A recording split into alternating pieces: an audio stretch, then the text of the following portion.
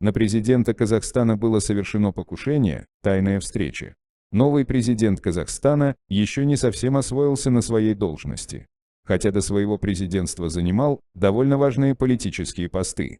Такаев с 2002 года он был министром иностранных дел Казахстана.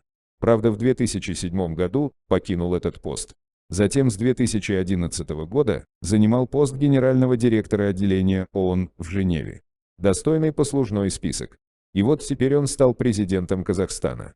Его предшественником был Назарбаев. Человек, который ушел в отставку якобы по собственному желанию. Но мы в этом очень сильно сомневаемся. Вспомним, сколько негодования у мирового сообщества вызвало переименование Астаны в Нур-Султан. Речь сегодня не об этом. Все мы знаем, что президенты большинства стран СНГ находятся в довольно дружественных отношениях. Иногда эти отношения преследуют не очень добрые цели.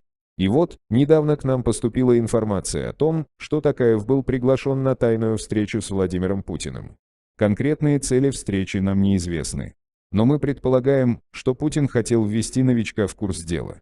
Показать, кто на какие регионы имеет права. И какие тайные обязанности президента выполняют. Естественно, что официальной информации по этому поводу нет. Такаев должен был прилететь в Москву частным рейсом. В аэропорту его встречали спецслужбы. Но встреча проходила не день в день. Такаеву выделили номер в отеле Путина, где он принимает важных для себя гостей.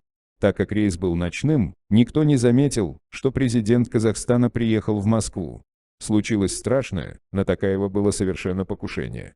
У президентов обычно очень хорошая охрана, все сотрудники проходят тщательный отбор.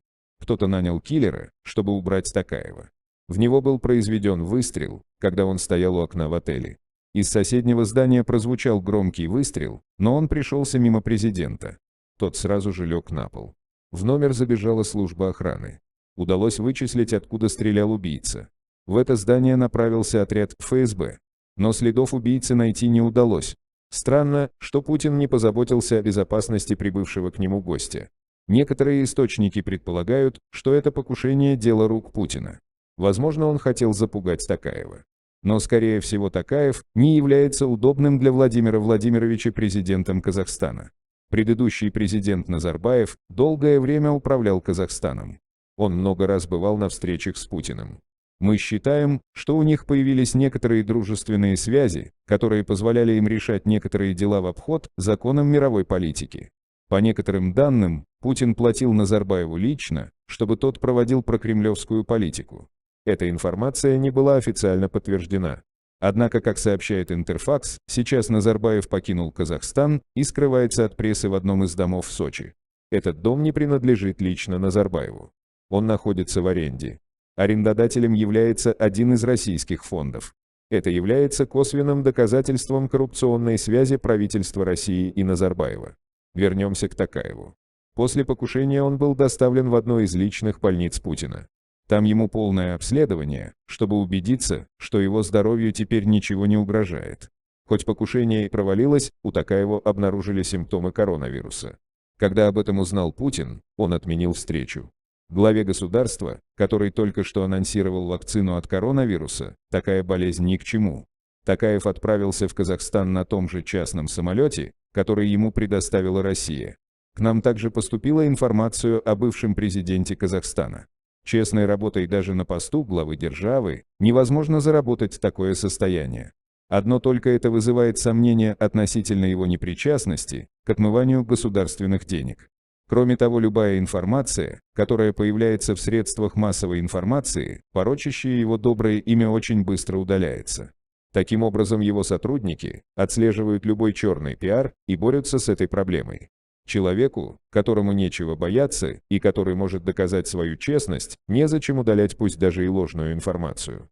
Проще один раз и навсегда доказать свою честность, объяснив народу источники своих богатств. Первые тревожные новости начали появляться в сети в конце прошлого года. В них говорилось о том, что пришла пора положить конец Назарбаевщине и начать жить по-новому. Экс-главу обвиняли в расхищении государственной казны. За годы его правления он сколотил огромное состояние. Счета в иностранных банках, объекты недвижимости. Имущество Назарбаева оценивается несколькими десятками миллиардами долларов. Это только его имущество.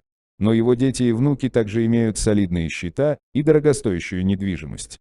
Если посчитать все имущество этого семейства, то оно может покрыть бюджет страны не на 1 год. Из неофициальных источников известно, что ему принадлежат крупнейшие компании страны. Еще одним из источников нелегальных доходов является откат в размере 50% от всего оборота нефтяного бизнеса Казахстана с Китаем. Но этого экс-главе недостаточно, и перед уходом с поста президента он приватизировал горнолыжный курорт Кокжайляу. Стоимость этого объекта составляет более $232 миллионов. Для того, чтобы на законном основании стать собственником этого лакомого куска, Назарбаев подписал закон о возможности перехода особо охраняемых территорий в другие природные категории. Среди его собственности, приобретенной в последнее время, есть роскошный особняк по Бишопс-Эвеню на улице Миллиардеров в районе Хэмпстед на севере Лондона. На официальном сайте британского издания «Метро» говорится, что эта недвижимость была приобретена за 50 миллионов фунтов, около $65 миллионов, в 2008 году. Этот дом является одним из самых дорогих в Великобритании. Но это не единственная крупная покупка семьи Назарбаевых за последнее время. В швейцарском журнале Билан в августе 2020 года появилась публикация, что средняя дочь экс-главы, Динара, приобрела при городе Женевы замок Бель-Риф за $63 миллиона. Немного ранее, в 2009 году, она стала собственницей еще одной швейцарской недвижимости стоимостью $75 миллиардов. Очевидно, что семейство Назарбаева уже давно стало запасаться дорогостоящей европейской недвижимостью. Возможно, это было всего лишь выгодным капиталовложением, но есть версия, что Нур-Султан давно готовил почву для побега из страны. Примеры наказания правителей других стран, которым пришлось отвечать за свои злодеяния, могли заставить задуматься бывшего президента о собственной деятельности. Кроме того, за годы его правления появилось много недоброжелателей, желающих наказать Назарбаева. В сети появлялись публикации, в которых говорилось о том, что экс-президент уже давно сбежал из страны и проживает в одном из своих шикарных особняков в Европе. Но все версии рассыпались, как карточный домик после заявления действующего президента Казахстана. Такаев заявил, что в новогоднюю ночь произошло событие, которое народ ждал и надеялся много лет. Сотрудники Комитета национальной безопасности в ночь 31 декабря арестовали Нурсултана Назарбаева. Задержание было произведено во время застолья семейства на загородной вилле. Ему были предъявлены обвинения в узурпации власти и коррупции. Глава заявил, что тиран ответит по всей суровости казахского законодательства за все зло, которое он совершил в течение прошлых лет. Казахстан навсегда забудет о Назарбаевщине, которая будет вычеркнута со всех учебников. Именно это, по мнению высшего руководства, выведет страну на новый уровень и сделает по-настоящему демократичным и свободным государством. На последнее событие оперативно отреагировала крупнейшая партия страны – Нур-Отан.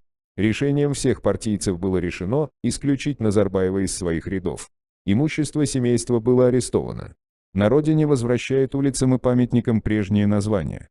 Вместо Нур-Султан столицей страны вновь станет бывшая столица Астана.